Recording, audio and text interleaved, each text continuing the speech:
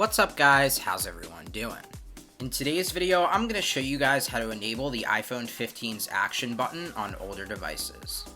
Something you may not know about iOS is that some software features that are exclusive to new hardware can actually be enabled on older devices. It's still there in the code of iOS, but it just has to be enabled. So here's the requirements in order to use Action Button Enabler. You need a jailbreak on iOS 17 and later, and this will not work on iOS 16 and earlier because it uses code found in iOS 17. Currently, this only supports the 4 iPad models that can run Palarine, but in the future, once a proper iOS 17 jailbreak for all devices is released, this should, in theory, run on pretty much anything. To install Action Button Enabler, go to Cilio or Zebra and add the source on the screen. Once you do that, you can search for the Action Button Enabler package and install it.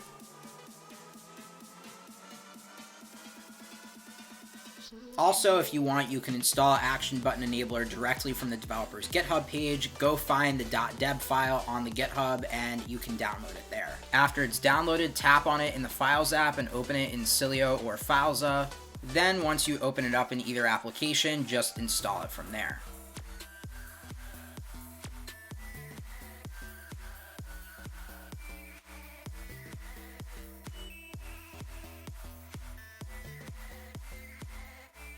After it's installed, go to the Settings application, and then from there, there's a button at the top left. Tap on that, and now the Action Button menu will show up. Since there's no physical action button on older devices, this uses the home button to perform these actions.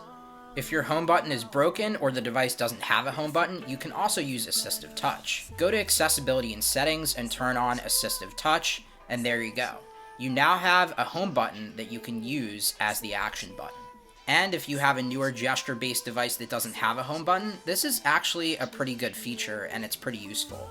But of course, just like the regular action button menu on the iPhone 15 Pro, there's a variety of different features that you can bring over to these actions, and it's pretty cool. I can have a flashlight toggle, so I can toggle the flashlight on and off quickly, and that's really useful. There's a focus mode toggle, so I can toggle do not disturb and focus mode on and off.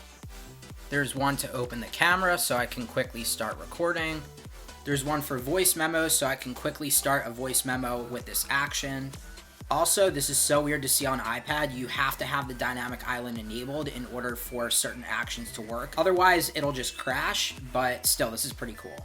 And as long as dynamic island is enabled, things like voice memos actually do work pretty good with the action button. Various different shortcuts work as well with the action button, so I have it set up where I can open Cilio, and that's actually really cool. The Shortcuts app is very powerful, and there's a lot of things that it can do, so playing around with that is pretty cool as well. Anyway guys, that's pretty much going to do it for today's video. If you did enjoy, please make sure to hit that like button. Also, go ahead and subscribe and turn on that post notification bell, so that way you never miss out on a brand new upload. Thank you guys so much for watching. Have a good one, guys. Peace.